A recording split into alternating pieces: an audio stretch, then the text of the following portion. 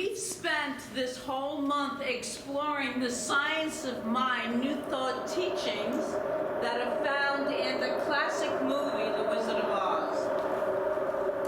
Today we bring our trip over the rainbow. We bring it all home. And we look at the concept that there really is no place like home.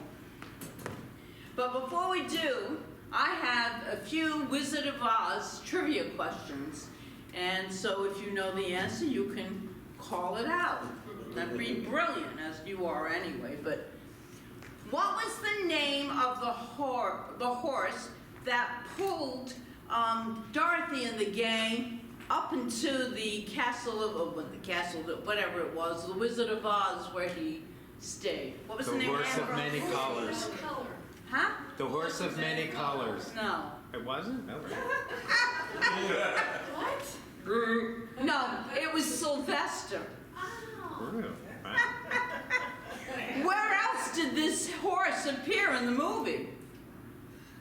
Now, you saw the movie on Wednesday, guys. In Oz? No, in Kansas, at the Professor, what was his name? Professor Marvel. If you remember, he had a horse that was pulling his wagon. What song was cut from the movie, then resurrected from the cutting room floor? Over the rainbow. That's right. Why was it originally cut? Too long. Correct. They thought it would slow the whole movie down. Wow, what a loss that would have been. Right. Who was originally cast as the Tin Man? Buddy Epson. Uncle Jed. Buddy Epson. Buddy Epson. Buddy Epson. Why did he stop He was playing? allergic to the makeup for the He Tin got Man. poisoned from Yeah. that silver makeup, yep. How many scenes were the Wizard and the Good Witch of the North in together? 0. Yeah. They were never in a scene together. What was the original color of the ruby slippers? Silver. Yes, I wish I had something to give you. Chocolate. Yes, why were they changed? Technicolor, yeah. That's correct. The movie was then shot in which was a new technology at the time, because it went from black and white to technology. And how did the author Frank Baum come up with the name of Oz? This is a good one. Huh? Marianne's heard this before. The only one I know. Every 5 years I'll do this series. Yep. He was reading his bedtime story to his children, and one of them asked, what's the name of the land this is all taking place in? And he looked around the room and he saw the filing cabinet, and it was A to M and O to Z, so he quickly said Oz, and the land of Oz was formed. Now you know. All right. Today we are looking at the idea that there is no place like home. And T.S. Eliot wrote these beautiful lines. We shall not cease from exploration, and the end of all of our exploring will be to arrive where we started and to know that place for the first time. So what does that really even mean? That's not a question.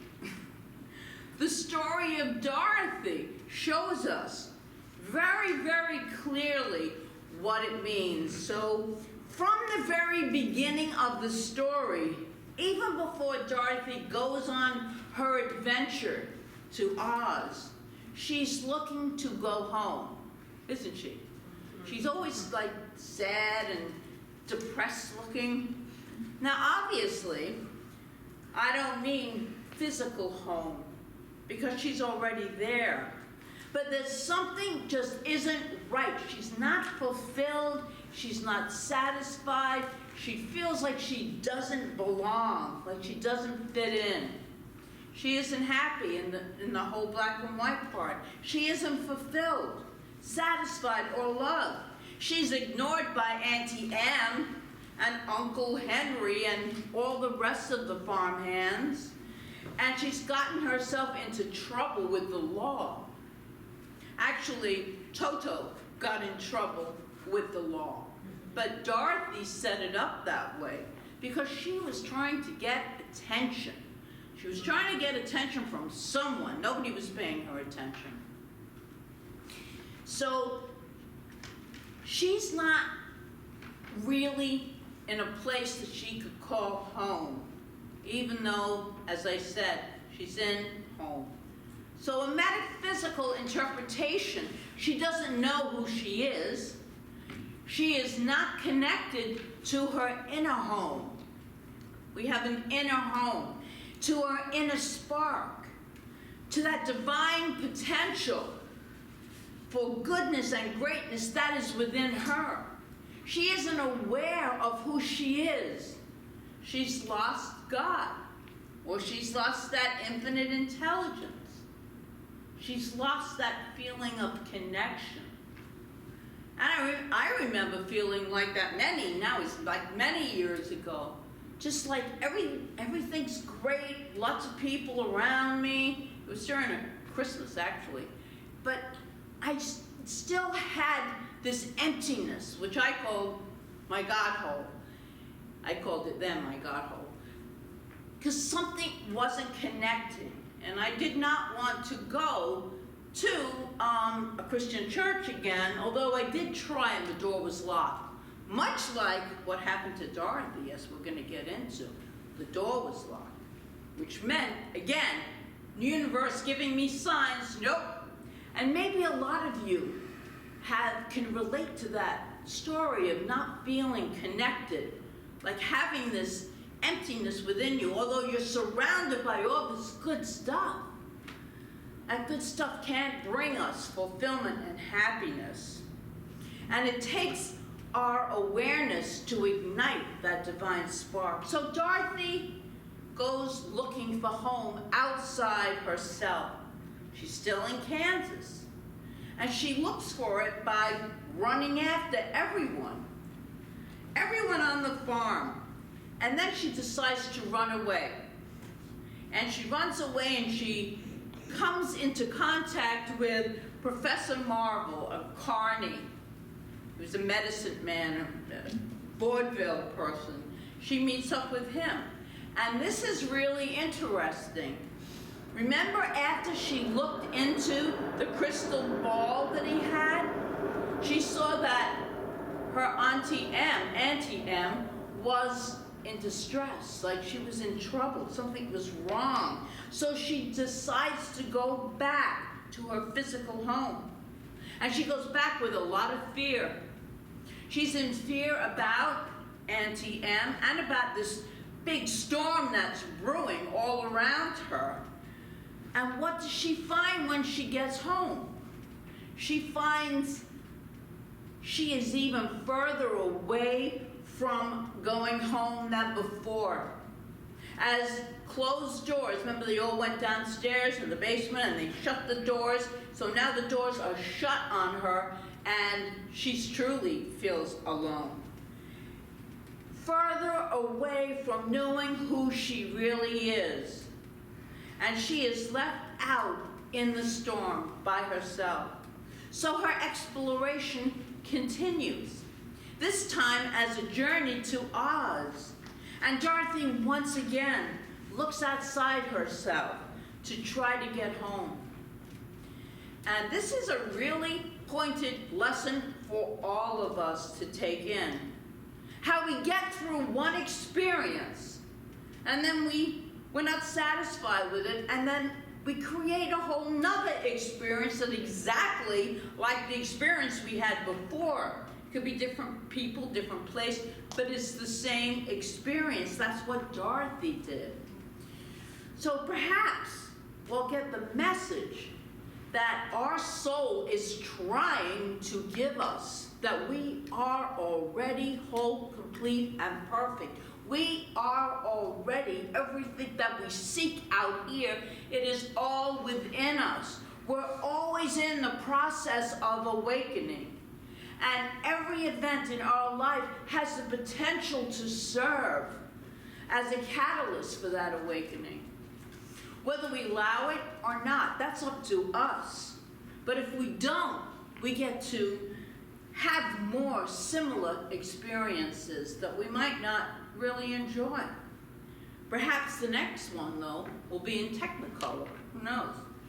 In Oz, Dorothy still doesn't wake up. And she looks to a pretty shady character, the wizard, to take her home. The wizard. How many people have we known, or have we ourselves gone out looking, oh, I gotta go study with this shaman or this great teacher, looking for something constantly that is outside of ourselves, when really the truth is within us. The wizard, she thinks he will take her home. The wizard promises to take her back to Kansas, if you remember. But only after the balloon takes off without Dorothy does the wizard reveal that he really doesn't know how to operate that balloon.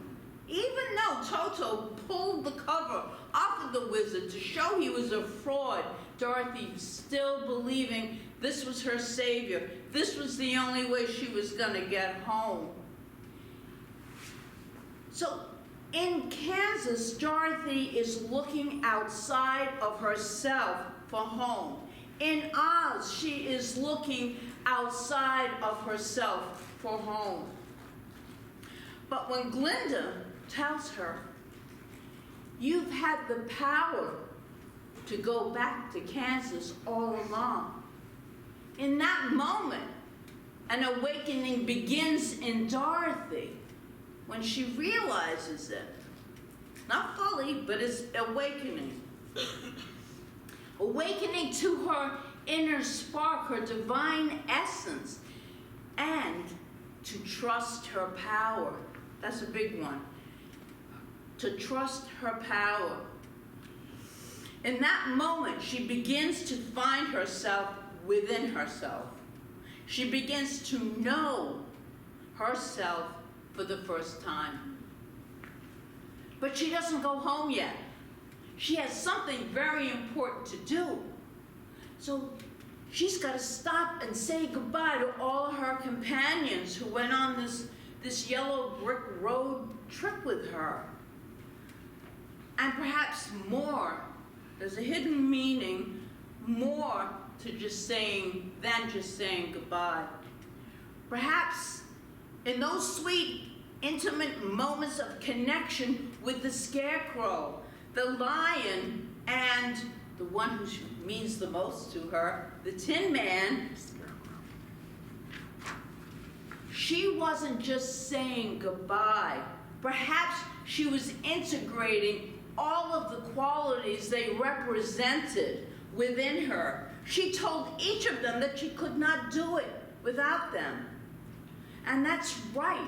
Remember that the scarecrow represented divine intelligence. The Tin Man, unconditional divine love. And the lion, power and courage to do what is needed to do. All of those qualities, we all have them. She was integrating them into her very being. And she had them, though, all along, but now that she was awakened to them. And that's why I really love our spiritual teaching, because it tells us everything we want in life, everything that we crave or desire is already there within us. If we believe it, if we trust that it's there, and take the action based on that. To put a more spiritual spin on it, in those moments, Dorothy finds God, who, by the way, has been there all along, hanging out in a really cool pink bubble. Glinda, why not? She represents symbolically all that's good, all that's kind. She feels God, she sees God, and the God that is closer to her than her hands and feet, nearer than her breath. This God that is everywhere. The infinite field of endless potentiality, because we know that God is energy. God is not a person, and I can't say that enough. And if you're here for the first time, I'm telling you that. God is not a person, a white guy sitting on a throne somewhere. That doesn't even make sense. That belongs in The Wizard of Oz, with the sword of the wizard himself. No, we're talking about an endless, infinite intelligence and energy forever expanding itself. And that's what we are. That's what we are. So these physical forms, they're here temporarily, but within us is that power that is endless and that is eternal. Glinda explains to Dorothy that she did not share the truth with her earlier because she would not have believed her. She had to learn it for herself, as most of us do in life. People can tell us all they want. We have to learn it for ourselves. Remember that last week we did the ruby slipper lesson. Well, there was a whole bunch of them, but one of them was, we are let alone, not left alone, to discover who we are, who we truly are. Powerful creators of our experience here on this planet Earth. That's who we are. And just to expand on that for a moment, on the idea that we got last week, self-awareness cannot really be taught. You can't learn that from another person. It's something we have to go through and experience ourselves and then integrate it into our lives. And what does it really mean for me? It means that we can create more and more good in our lives. And as the Zen poet Jeremy Wolfe so eloquently wrote, experience isn't the best teacher. It is the only teacher. The only teacher there is. And Ernest Holmes tells us to take it a step further. He tells us it's not just experience, but sometimes it's bitter experience that often is our teacher. When he wrote, think about all those bitter moments. Well, don't think about them, but they're there for most of us. I don't know, maybe you had this charmed life, I don't know. That's where we learn. That's where we grow from, if we move in the right direction. This is what Ernest Holmes wrote. We give intelligence an outlet either by pure inspiration and intuition or the way of the bitter experience, and most of us choose the latter. We choose the bitter experience. Dorothy certainly went through some bitter experiences, but then the awakening came, her awakening. The integration that she could combine all that she had learned into her experience, and then one thing remained before she could go home. She needed to trust. Huge.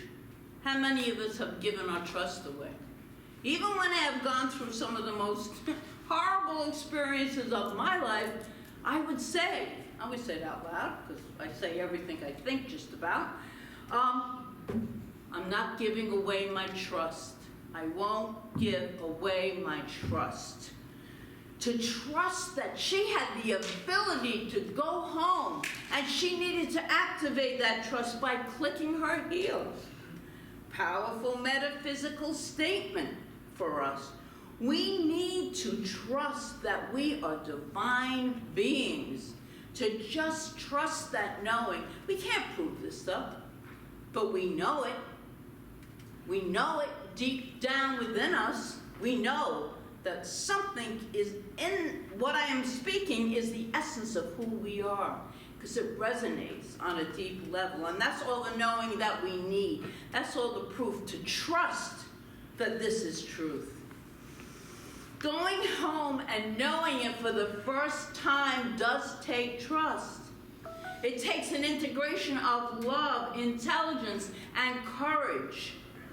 And it takes an awareness of our inner spark, that beautiful spark that we each have individualized as us, and our innate goodness and greatness.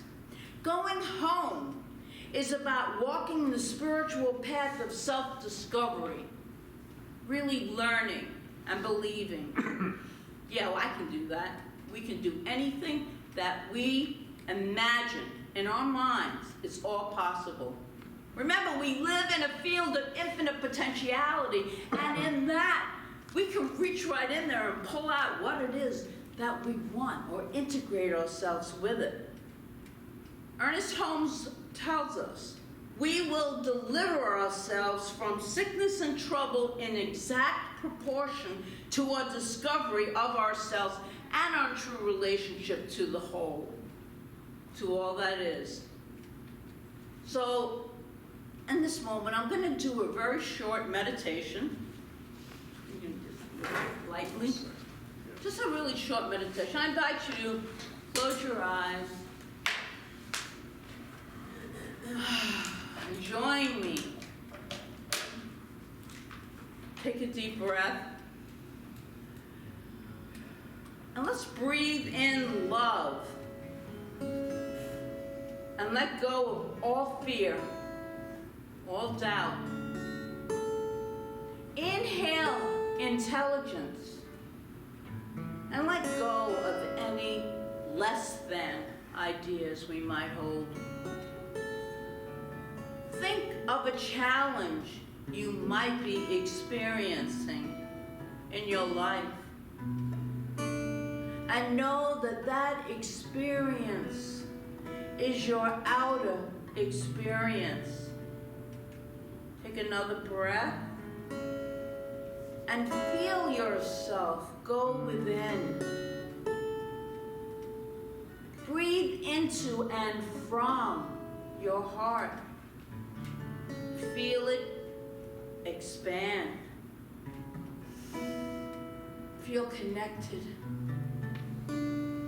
Feel that divine love and just let it flow. Let it envelop you. See your challenge saturated by this healing love. And know that any condition is fleeting, always changing. There's no power in it.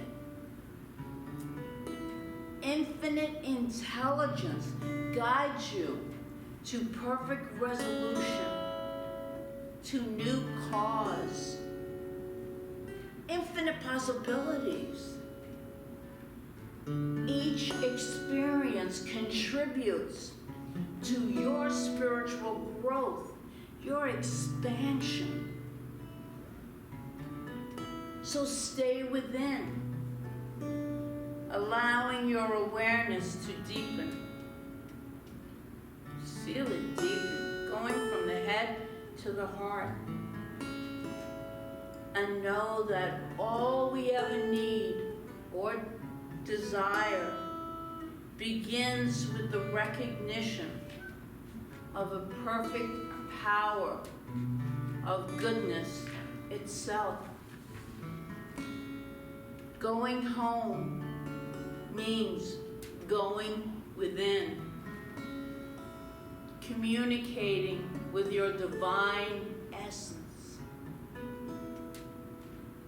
allowing this indwelling love, intelligence, and power to guide every thought, every emotion, every action.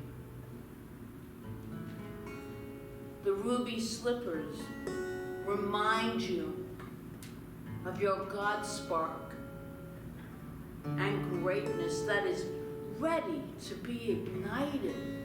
It's waiting for us to recognize it.